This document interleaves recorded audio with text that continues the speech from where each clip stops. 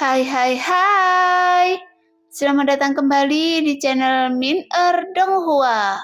Kali ini kita akan melanjutkan cerita Donghua, Battle Troop di Heaven. Nggak pakai lama lagi, langsung aja kita ke ceritanya. Check it out. Lagi pula, tidak ada gunanya bagi Xiaoyan membunuh Yan Juan. Bagaimanapun saat di dunia yang luas itu, Xiaoyan sudah merampoknya. Tapi ada juga sebagian alasan lainnya. Sebelumnya, Xiaoyan telah membawa sekte boneka dewa ke titik hampir dihancurkan sepenuhnya. Jadi tidak perlu terus membunuh semua orang. Terlebih lagi, dunia kuno Dewa Iblis Abadi sedang dalam kekacauan. Dan mungkin mereka akan kesulitan untuk bertahan hidup. Lagi pula, Xiaoyan hanya akan datang ke tempat ini sekali. Meskipun di sini ada Yan Juan yang sangat berbakat. Tapi saya khawatir akan sulit bagi Yan Juan untuk bertemu Xiaoyan lagi. Ditambah lagi dengan metode latihan menggunakan boneka dewa. Meskipun itu bukan suatu ajaran yang sesat. Namun jika dia ingin mencapai puncak dunia, kesulitannya terbukti dengan sendirinya. Karena sampai sekarang, Xiaoyan juga mengetahui bahwa tidak ada seseorang pun yang hanya mengandalkan boneka dewa untuk berdiri di puncak dunia. Pada saat ini, sebelum Xiaoyan meninggalkan sekte boneka dewa, sosok Xiaoyan melayang di udara. Adapun apa yang membuatnya berhenti adalah karena dia melihat peti mati yang sangat besar yang tergantung di antara alis bintang kerangka itu. Peti mati ini sangat besar dan hampir mencapai 1000 kaki, yang sangat berbeda dengan peti mati biasa di sekitarnya. Tapi peti mati besar ini juga sudah kosong. Namun Xiaoyan juga tidak terlalu terkejut, karena tidak peduli apakah itu dewa atau boneka dewa manapun di tempat ini yang memiliki kualifikasi. Tertentu semuanya telah diambil oleh Yetian. Karena setelah Xiaoyan melihat sekelilingnya, sebagian besar peti mati di sekitarnya sudah kosong. Adapun para murid sekte boneka dewa terus melarikan diri, bahkan sebagai nyamuk iblis perlahan-lahan menjadi tenang. Dan mereka segera keluar dari sekte boneka dewa dan bergegas ke arah dengan nafas kematian. Setelah mata Xiaoyan tertuju pada peti mati besar itu sejenak, dia melihat lengan ungu Gaoyan terus menyapu menuju larva darah raksasa dengan ganas di kehampaan. Sehingga itu cukup mengejutkan Xiaoyan karena sebelumnya larva darah raksasa juga sangat kejam. Tapi sekarang tubuhnya sudah terkoyak oleh pukulan lengan ungu Gaoyan. Bahkan setelah dikalahkan, larva darah raksasa terluka parah, sehingga dia tidak bisa melarikan diri. Pada saat ini, lengan ungu itu masih tergeletak di atas tubuh berdaging larva darah raksasa. Orang jahat macam apa Anda? Saya tidak memiliki ketidakadilan atau permusuhan dengan Anda, jadi biarkan saya pergi. Larva darah raksasa meraung dengan marah. Melihat pemandangan itu, Xiaoyan juga cukup tercengang. Jelas dia tidak menyangka bahwa lengan Goyan benar-benar mampu menekan larva darah raksasa. Bahkan larva darah raksasa tidak ingin melawannya lagi. Hingga sosok Xiaoyan muncul di hadapan larva darah raksasa. Dewa asli!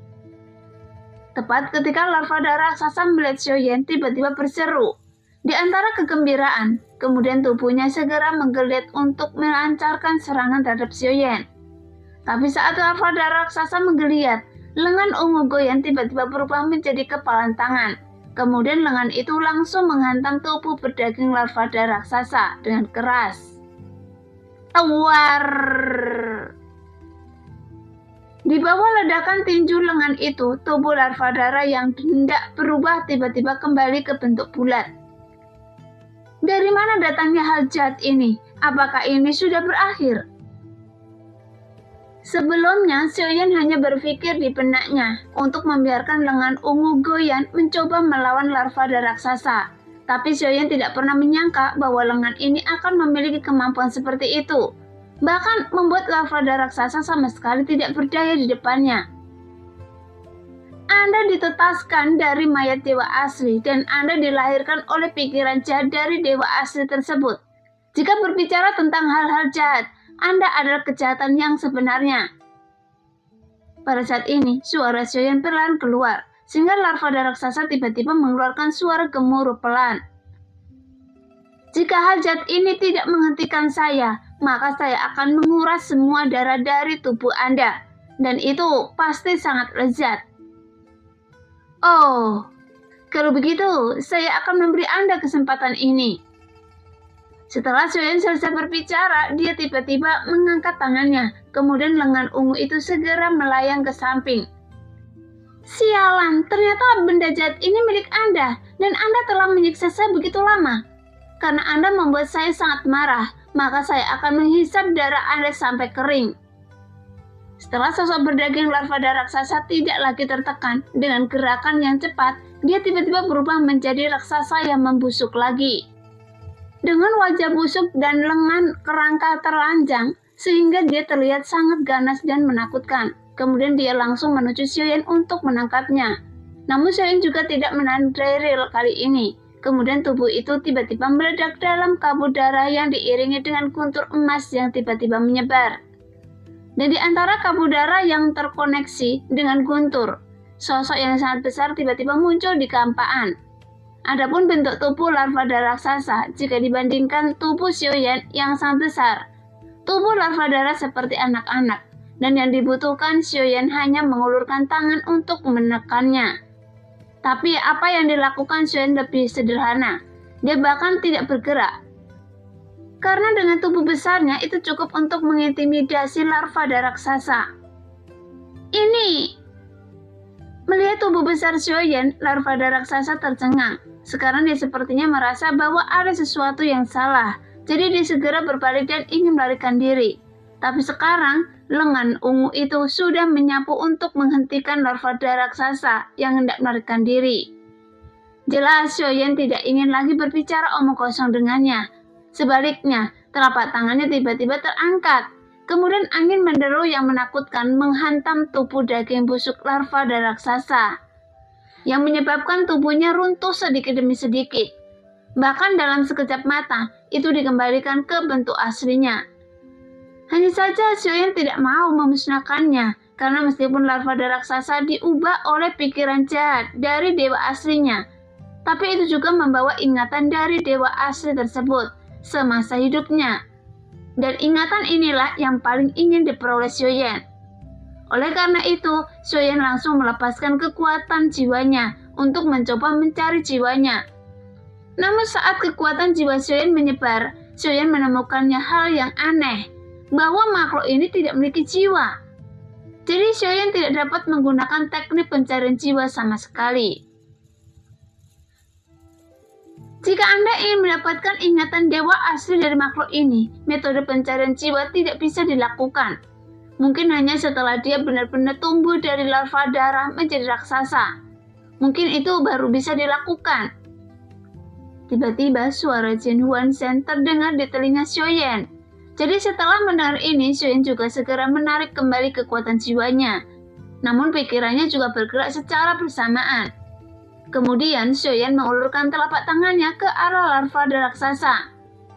Segera sebuah kekuatan hisap yang sangat kuat menghantamnya. Setelah beberapa saat, larva darah raksasa tidak tahu apa yang terjadi antara bumi dan langit. Tiba-tiba dia muncul di lingkungan yang asing. Di mana ini? Dewa asli sialan, kemana Anda mengirim saya? Sambil mengutuk, larva darah raksasa terus menyapu dengan cepat ke sekelilingnya. Tapi dia tetap tidak dapat menemukan apapun, sehingga dia juga sangat tertekan. Cepat, biarkan saya keluar. Sebuah pemikiran dewa asli yang jahat, tak satu pun dari mereka yang bagus. Larva raksasa terus meraung dan marah.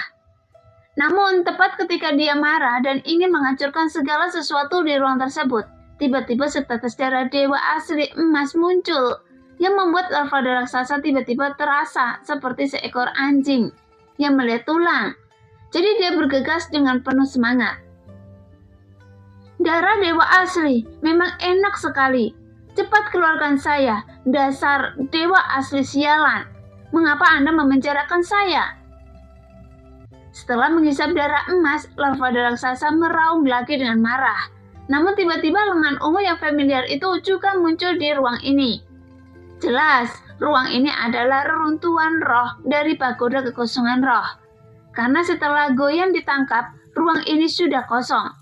Jadi Xiaoyan menempatkan larva raksasa di Lingsu, dan itu juga tidak berpengaruh saat ini. Lagi pula akan sangat disayangkan untuk melepaskannya, jadi lebih baik menangkapnya dan membiarkannya berkultivasi secara perlahan. Adapun apakah makhluk bisa tumbuh menjadi raksasa, Xiaoyan sebenarnya tidak terlalu peduli. Bagaimanapun keberadaan seperti ini dapat dibudidayakan, karena kekuatannya juga cukup bagus. Belum lagi keberadaannya sama seperti iblis seperti Yetian. Dan keberadaan seperti mereka sangat sulit untuk dihapus sepenuhnya. Kenapa Anda ada di sini? Anda adalah makhluk jahat. Melihat lengan ungu muncul, larva dan raksasa tercengang, dan dia terus berteriak dengan keras. Hei, jangan lakukan itu. Bisakah Anda tidak masuki tubuh orang lain dengan santainya? Sejak lengan ungu di Lingsu tidak butuh waktu lama di ruang itu kembali tenang, karena di tubuh larva raksasa yang berdaging ada lengan ungu tergeletak di atasnya, dan dia ditangguhkan dengan tenang di dalamnya. Segera Xiaoyan melambaikan tangannya, kemudian kompas yang diberikan oleh Yuyan muncul di bawah tubuhnya. Setelah duduk bersila di atasnya, kompas itu berubah menjadi pelangi panjang dan menyapu menuju ketiadaan dengan sangat cepat. Pada saat yang sama, Xiaoyan melambaikan tangannya, kemudian sebuah sosok berdiri di samping Xiaoyan. Meski aura sosok ini stabil, tapi dia sangat lemah. Sepertinya sosok ini telah kehilangan vitalitas sepenuhnya, dan hanya satu nafas yang tersisa untuk bertahan seumur hidup. Adapun sosok ini, dia adalah avatar iblis abadi yang terluka parah dalam pertempuran di masa lalu. Nah, demikianlah cerita hari ini. Terima kasih yang sudah menonton video Min sampai selesai. Sampai jumpa di video selanjutnya. Bye-bye.